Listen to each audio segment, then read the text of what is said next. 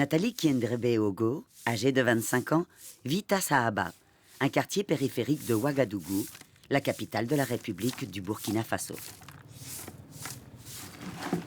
Son mari travaille comme mécanicien, loin de la maison.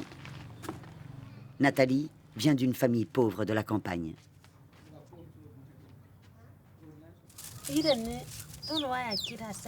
Ici, en ville, tout est différent. Là d'où je viens, on n'a jamais récuré le sol. Le soir, uniquement l'endroit où on se couchait.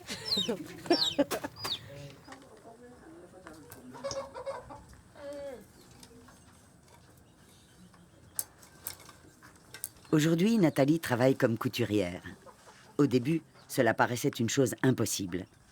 Enfant, comme beaucoup d'autres, elle n'a pas eu la possibilité d'aller à l'école.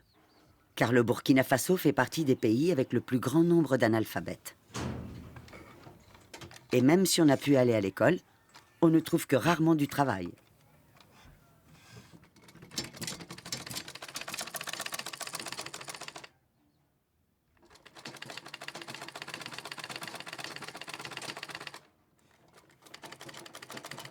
Nathalie avait 15 ans, elle n'avait jamais été à l'école, et soudain, tout change. J'avais entendu dire qu'il existait une école qui accepte des personnes qui n'ont pas pu aller à l'école avant. Et ils en ont construit une dans notre village.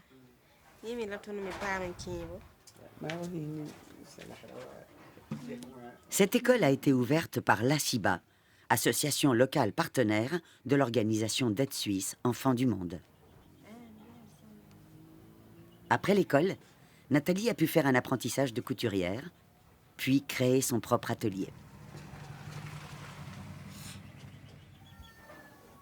Aujourd'hui, elle transmet ses connaissances à Irène, sa jeune voisine, qui fait à son tour un apprentissage.